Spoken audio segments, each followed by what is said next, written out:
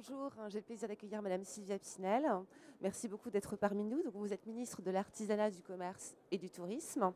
Alors, il y a quelques jours, vous avez annoncé le pacte artisanat, un pacte assez riche puisqu'il comprend 33 mesures. Quels sont les enjeux de ce pacte? Les enjeux, c'est bien sûr de donner au monde de l'artisanat et à la diversité, à la richesse des métiers de l'artisanat, des perspectives d'accompagnement, de développement. Et surtout, je crois que c'est vraiment un effort que nous devons tous faire dans nos responsabilités respectives, c'est de valoriser ces métiers de l'artisanat qui ont souvent une mauvaise image auprès des parents, parfois des enseignants, des jeunes, alors qu'ils offrent de belles et riches perspectives d'avenir. Nous devons donc mieux faire connaître ces filières et inciter nos jeunes à se former pour être les entrepreneurs de demain. Donc, il y a beaucoup de mesures, on l'a vu, elles vont se mettre progressivement en place dans les semaines, les mois à venir. Il y a différents enjeux. Un des volets importants dans l'artisanat, c'est la transmission d'entreprise. Il y a environ 30 000 artisans qui partent à la retraite chaque année et un énorme pourcentage, je crois que c'est 63%, qui n'ont pas de repreneur. Et je crois que vous voulez vraiment agir sur ce point. Alors, effectivement, 63% des entreprises artisanales susceptibles d'être reprises ne trouvent pas de repreneurs. Face à ce constat, nous devons agir. Donc, plusieurs mesures sont contenues dans le pacte pour l'artisanat pour répondre à cette problématique. La première, c'est la mise en réseau au niveau national des personnes qui seront susceptibles de partir à la retraite et de céder une entreprise, et de faire un lien avec les jeunes ou les moins jeunes qui veulent reprendre une entreprise, un système d'information via le RSI pour alerter les chefs d'entreprise de 57 ans et plus pour leur dire anticipez votre succession, parce qu'il est nécessaire d'anticiper la succession si nous voulons réussir le passage de la transmission.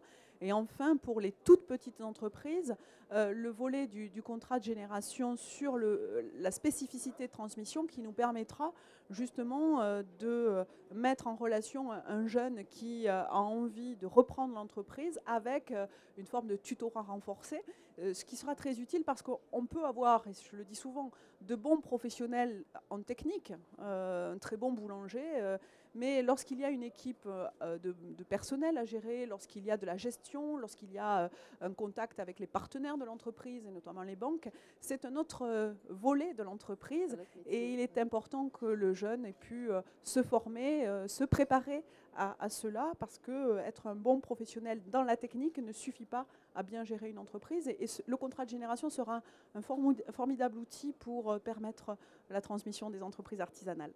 Alors, un chef d'entreprise, un artisan, doit faire beaucoup de démarches tout au long de la vie de son entreprise, quand il crée, quand il veut la développer. Et il y a beaucoup d'interlocuteurs souvent. La simplicité, on le sait, c'est fondamental hein, pour les artisans dans les petites entreprises. Est-ce que là, vous avez des axes, des pistes de travail pour leur simplifier la vie?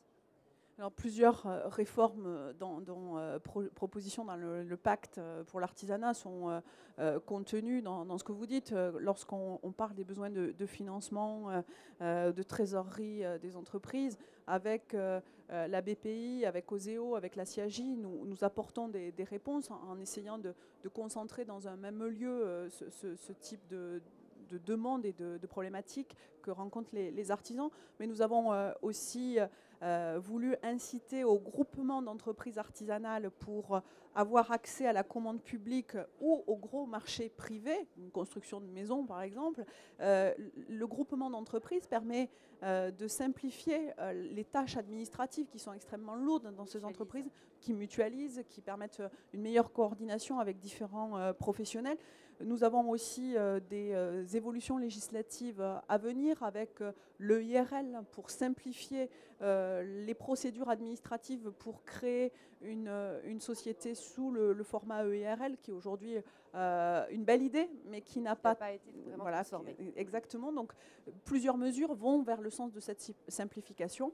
Et enfin, un renforcement de l'accompagnement de l'entreprise artisanale en lien avec les collectivités territoriales, la PCMA et les chambres de métiers sur le territoire, qui nous permettront de mieux faire connaître les bonnes pratiques et de mettre plus de liens dans le suivi individualisé, personnalisé du créateur, du chef d'entreprise, du repreneur, pour l'accompagner dans tous les stades de développement de son entreprise. C'est aujourd'hui quelque chose qu'il faut encore perfectionner, et le pacte a cette ambition de répondre aussi à ces attentes-là. Alors, dernière question, très bientôt, dans quelques jours, quelques semaines, la mission d'évaluation du régime d'auto-entrepreneur va rendre ses conclusions. À quoi est-ce qu'on peut s'attendre? À un durcissement, à un accompagnement des auto-entrepreneurs? Il y a plusieurs pistes. Alors d'abord, reprenons l'origine. Lorsque je suis arrivée au ministère, plusieurs organisations professionnelles m'ont fait part des difficultés qu'ils rencontraient par rapport aux auto-entrepreneurs. Donc j'ai décidé de lancer une mission confiée à l'IGF et à l'IGAS pour faire le point sur ce sujet, en regardant métier par métier, activité par activité, les raisons objectives ou non qui faisaient dire qu'il y avait des difficultés. Donc ce rapport est en cours. Il sera rendu à la fin du mois de février ou début mars au plus tard. Il contiendra des préconisations, des recommandations. À ce stade, les préconisations et les recommandations des rapporteurs ne sont pas connues. Le gouvernement, bien sûr, les étudiera toutes avec attention, et nous prendrons des décisions avec les autres ministres concernés sur ce sujet, puisqu'il y a des aspects fiscaux, sociaux, de réglementation, de droit du travail que nous devons prendre en compte. Donc nous prendrons les décisions qui s'imposent à l'issue de ce rapport. Pour l'instant, aucune piste n'est écartée, mais aucune piste non plus n'est officielle. Madame la ministre, merci beaucoup. Merci à vous.